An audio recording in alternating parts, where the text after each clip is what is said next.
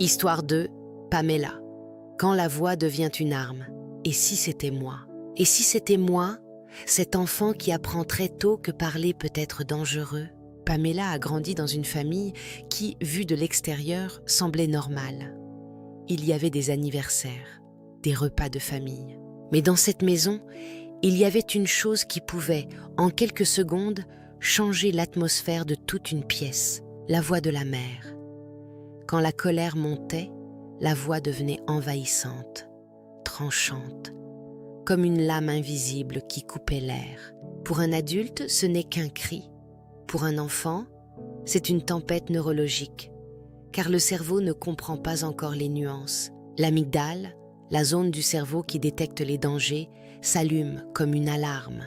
Le corps se prépare à fuir, à se défendre ou à se figer.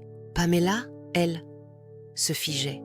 Son corps devenait immobile, sa gorge se serrait. Elle voulait parler, mais aucun son ne sortait, comme si sa voix disparaissait à l'intérieur d'elle-même. Les neurosciences appellent cela la réponse de figement. Le père de Pamela travaillait beaucoup, et lorsqu'il était à la maison, une autre règle s'installait, le silence. Car si la mère rugissait, le père, lui, tonnait. Sa voix grave traversait les murs, devenant des signaux de danger permanents. Alors Pamela développe une hypervigilance.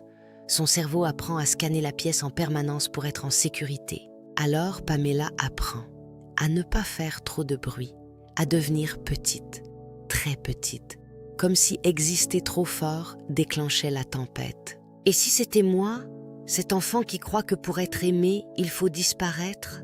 Quand la colère éclate, une pensée s'installe, c'est sûrement ma faute. Si c'est ma faute, je peux peut-être l'arrêter. Mais cette croyance laisse une empreinte profonde dans les circuits de l'estime de soi. Je ne dois pas déranger les autres. Les années passent. Pamela devient adulte, mais l'enfant en elle n'a jamais vraiment quitté la pièce. Elle s'adapte encore et toujours. Face au conflit, sa gorge se serre. Son système nerveux se souvient. Le cerveau ne fait pas la différence entre un cri d'hier et une tension d'aujourd'hui.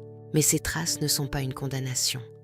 Le cerveau possède une capacité extraordinaire, la neuroplasticité, la capacité d'apprendre autre chose. Aujourd'hui, Pamela fait un travail immense.